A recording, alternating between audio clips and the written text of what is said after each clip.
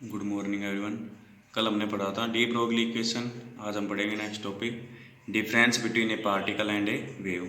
Particle और wave में difference क्या होता है? तो पार्टिकल और वेव, पार्टिकल क्या है? ए particle occupies A well defined position in A space.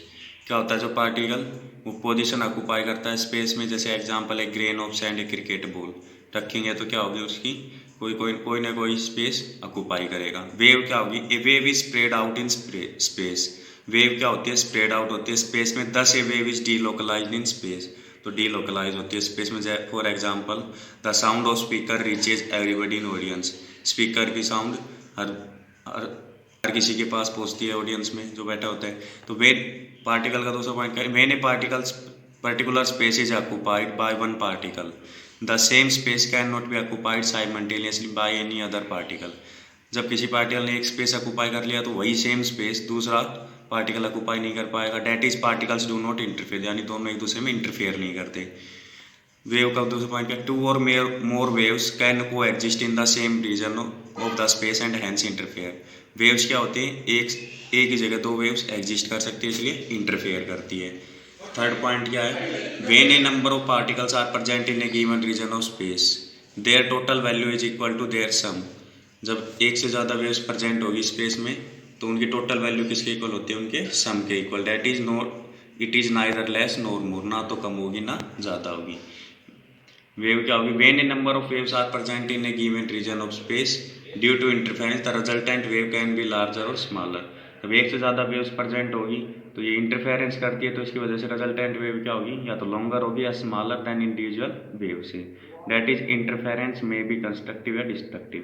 तो इंटरफेरेंस क्या हो सकता है? कंस्ट्रक्टिव भी हो सकता है, बना भी सकता है, डिस्ट्रक्टिव तोड़ भी सकता है।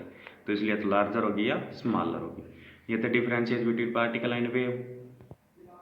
इसके बाद है difference between electromagnetic wave and matter wave. Electromagnetic wave में और मैटर वेव में क्या डिफरेंस है? तो इलेक्ट्रोमैग्नेटिक वेव और मैटर वेव में क्या होता है? Electromagnetic waves are associated with electric and magnetic field perpendicular to each other and the to direction of the propagation.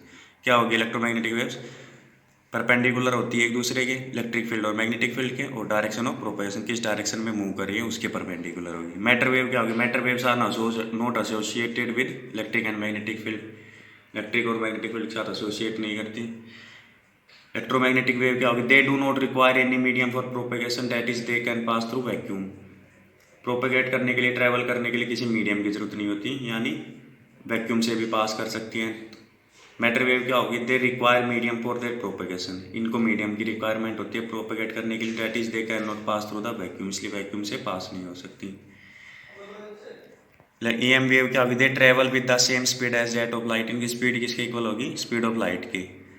Matter wave की they travel with lower speed, moreover it is not constant for all matter waves. Speed क्या होती है इनकी? कम, लेकिन constant नहीं होती matter wave, all matter waves के लिए। EM वेव क्या होगी? They leave the source, that is they are emitted by the source. ये क्या होंगी? जिस सोर्स से रिलीज होंगी तो उसको इमिट लीव करेंगे, छोड़ेंगी।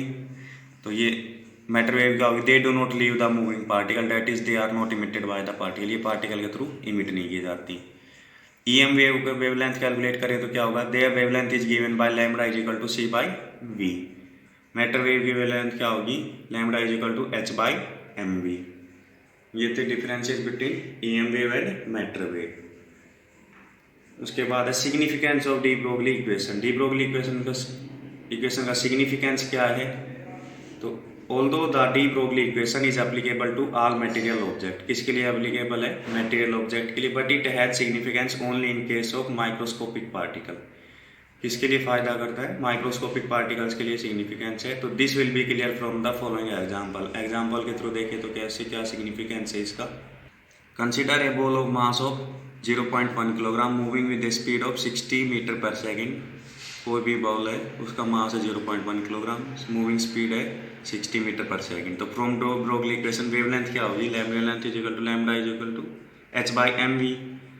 h की वैल्यू पुट की, मास कितना है 0.1 किलोग्राम, वेलोसिटी इतनी 60, कैलकुलेट करेंगे कितना 10⁻⁻34 मीटर एप्रोक्स।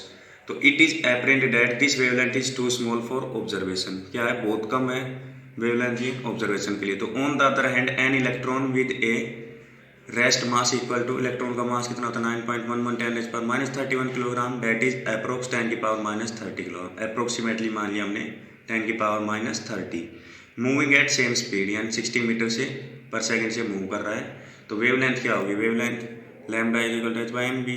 तो एच की वैल्यू पुट किया अपन, मास कितना 10⁻30, वेलोसिटी कितनी है 60, तो नियरली कितना 10⁻5 metre is equal to 10⁵ angstrom, which can be easily measured experiment, इसको हम एक्सपेरिमेंटली मेजर कर सकते हैं। तो देखो de Broglie relationship has no significance in everyday life, तो एवरीडे लाइफ में इसका कोई सिग्निफिकेंस नहीं है, यूज नहीं है।